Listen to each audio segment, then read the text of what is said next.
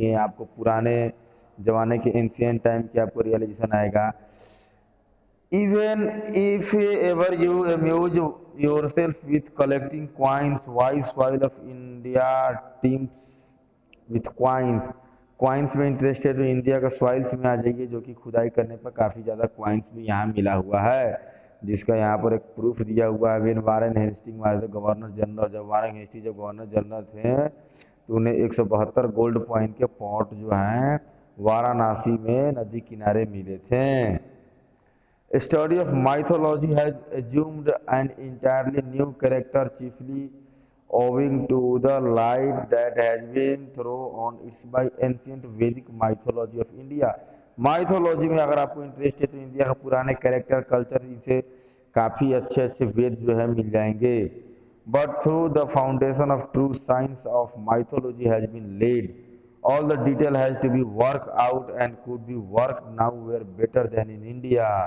और जो है बट माइथोलॉजी के साथ साइंस टेक्नोलॉजी प्रूफ भी होने चाहिए उनको मानने के लिए, जानने के लिए, जो भी अब जो इंडिया में जो है ये काफ़ी डेवलप हो चुका है, तो सो हम कह सकते हैं इंडिया से बेटर और कहीं आपको मिलेगा भी नहीं। तो even the study of fables on its new life to India, from where various migration of fables have been traced in various times through various channels from east to west। Fables का मतलब हो गया जो बाहर से जो आते हैं, तो आपको जानवर होंगे, ह्यूमन, सारी चीज़ें आ जाएंगी। तो इंडिया भी इन लोगों के लिए काफ़ी अच्छा जगह रहा है, लोग बाहर से माइग्रेट करके यहाँ पर बहुत बार आते रहे हैं। ईस्ट टू वेस्ट दिया हुआ है, जैसे कि Buddhist is now known to have been a principal source of our legends and fables.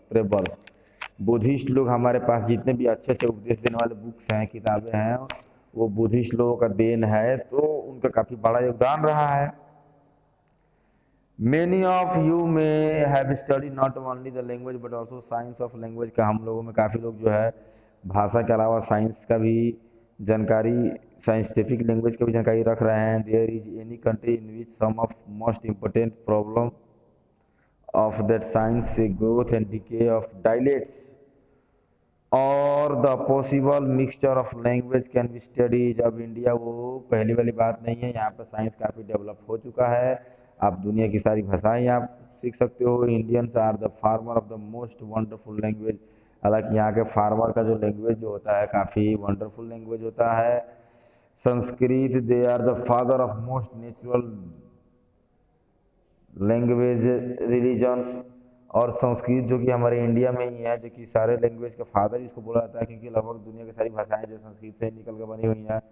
The maker of the most transparent mythologies and inventors of the most suitable philosophy and gives off the most elaborate law.